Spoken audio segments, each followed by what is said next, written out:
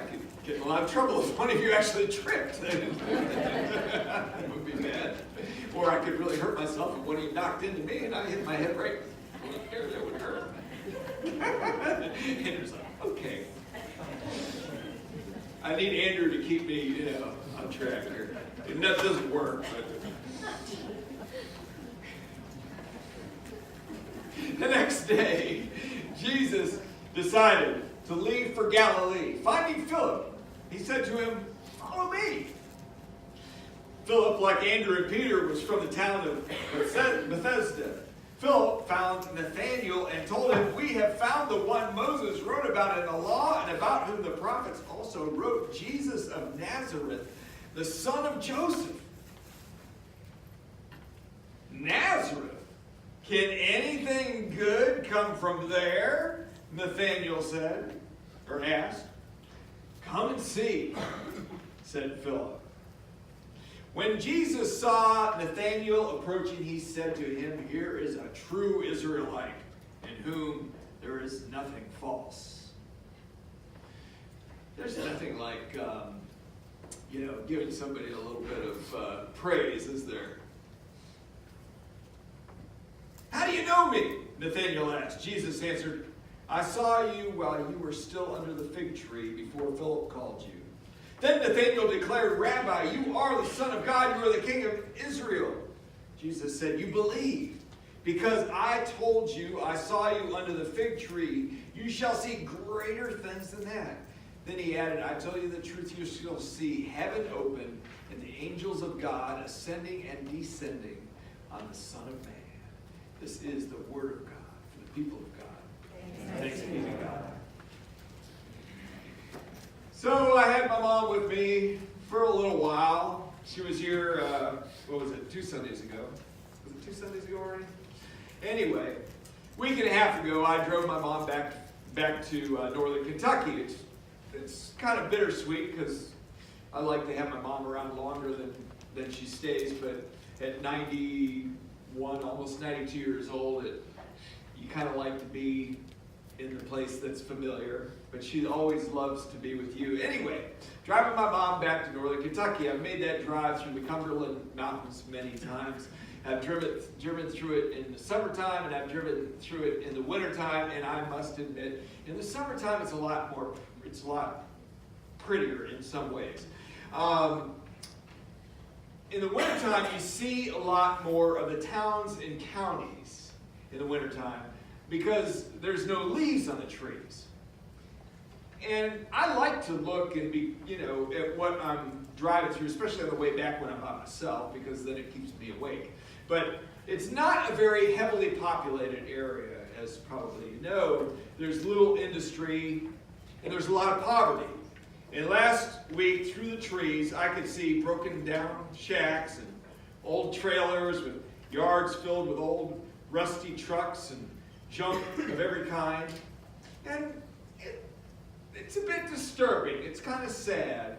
There's a big drug problem, as most of us know, in the rural mountains. A lot of folks lack education. Many people don't work. There's a sort of desperate or perhaps hopeless feel to some of the areas. A study came out last week which cited alarming statistics that include the suicide, that say that the suicide rate in Tennessee is at record highs. You might have seen this. On average, 3 human beings take their own lives in our state, in Tennessee. The highest rate of suicide is among people who live in rural areas, isolated places, forgotten places, places where people don't have perhaps much hope, places like the Cumberland Mountains. Nazareth was such a place. In Jesus' day, Nazareth was a village of maybe 150 people. Some people say maybe up to 500. My guess is closer to 150. It didn't have any industry of its own. It depended economically on the city of Sepphoris, which was the capital city of Galilee. The people of Nazareth were not the educated class. They were only able to earn a living really by doing it by the sweat of their brow, and what they did really was trek to the capital city to work. They struggled horribly. They didn't feel very good about themselves for the most part, and they didn't really have a lot to aspire to or perhaps look forward to. Ancient scholars agree that the inhabitants of Nazareth were looked down upon by the neighboring towns and cities, and that would include the capital city in Galilee. Galileans weren't looked upon very well, and the Galileans looked down upon the people in Nazareth. And so, Nathanael was a Galilean. So he's a guy that was looked down upon himself by, the other towns and cities, but he looks down on Nazareth. And so he's startled when his brother tells him that we've found the one Moses wrote about in the law and about whom the prophets also wrote, Jesus of Nazareth, the son of Joseph. Nazareth? Can anything good come from there? Nathanael asked. Have you ever wondered that same thing about a place or a person or perhaps an entire group of people or an entire race of people? Can anything good come out of there or out of them? Perhaps you've wondered that about yourself. Can anything good come out of me? I've wondered that very thing about myself many, many times. I was speaking this past week with someone, and she was talking about the food pantry here at the church. And she said there was a time in my life when I needed a food pantry. It was there for me, and I never forgot that. It meant so much to me. Don't ever get discouraged or think that you aren't making a positive difference, because you are. That includes all of you. How are you feeling this morning? What brought you here? Are you feeling good? Has it been an inspiring week? I hope it has. Or has it been awful? Do you feel like you're at the end of your rope, or do you feel like you aren't good enough to be here? Do you wonder how or if God even loves you? Well, I'm here to tell you one thing. God does love you beyond all comprehension. God loves you no matter who you are, no matter what you've done, no matter where you're from. Our gospel lesson for this morning reminds us that God does not see as we see. God's vision is deeper, wider, and much, much more accurate. And it's a vision to which Jesus calls us to embody and get, and helps us to develop if we allow Him. Nazareth. Can anything good come from there? Nathanael has some opinions, some assumptions about Nazareth, obviously. Do you ever make assumptions? I've seen this type before. He'll never change. Or she's always so negative. I know what she'll say. Or he won't understand. He never does. Or it's always been like that. It'll never get any better. Or nothing good can come out of that situation. People of faith like Nathanael, people like me, perhaps people like you, make these and all sorts of assumptions every day. Sometimes our assumptions are about other people. Other times we look at particular situations, our marriage, the state of our country, a teenager trying to grow up, and we declare it to be hopeless. We are sure nothing good can come out of that situation.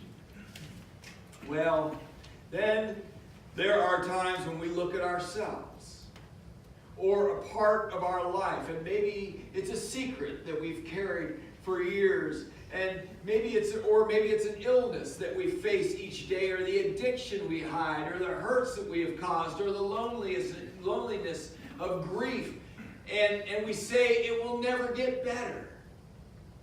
How can anything good come out of this? The assumptions we make can destroy relationships, love, and life. Often we think we know more than we really do. Assumptions act as limitations, really. It's like racism and sexism and classism. These things narrow our vision. They close off the possibility of change and growth. They hurt people. They hurt us. Our assumptions can deny the possibility of reconciliation, of healing, of a different way of being, of new life. Ultimately, they impoverish our faith and proclaim that there's no room for God to show up and act. Monday, we're going to celebrate Martin Luther King's birthday. Do you know that Martin Luther King suffered from severe depression for much of his life? Severe depression. Painful, severe depression for much of his life. At the age of 12, he tried to commit suicide by jumping out of a second-story window.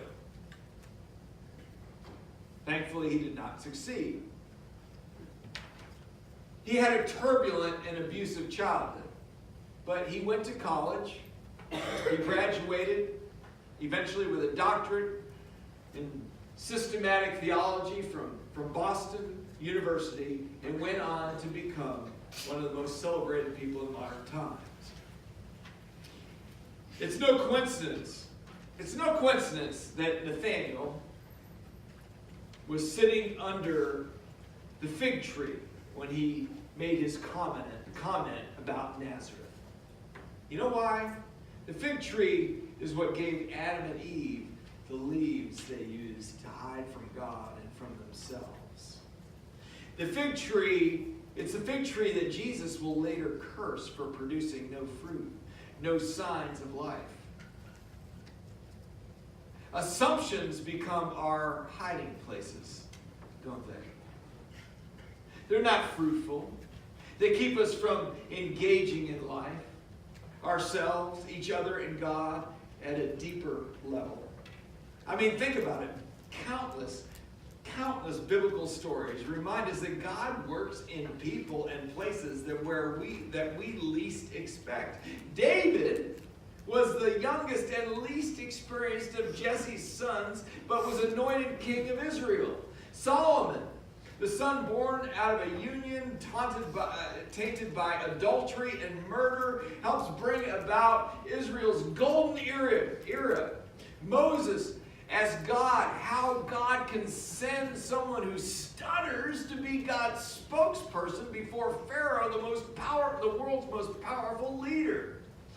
And the impulsive and denying Peter becomes the leader of the apostles. Paul, the terrorizer of the early church, converts into its greatest missionary. Over and over again, God takes ordinary, fallible humans and does great things. God has created each and every one of us with great potentials to be an instrument of God's love and grace. Don't let assumptions from yourself or others get in the way of being who God is calling you to be.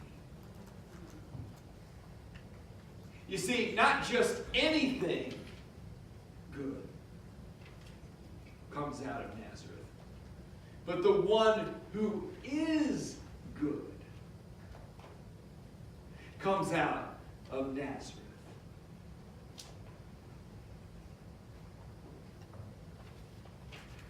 And through knowing that, what good can come out of you?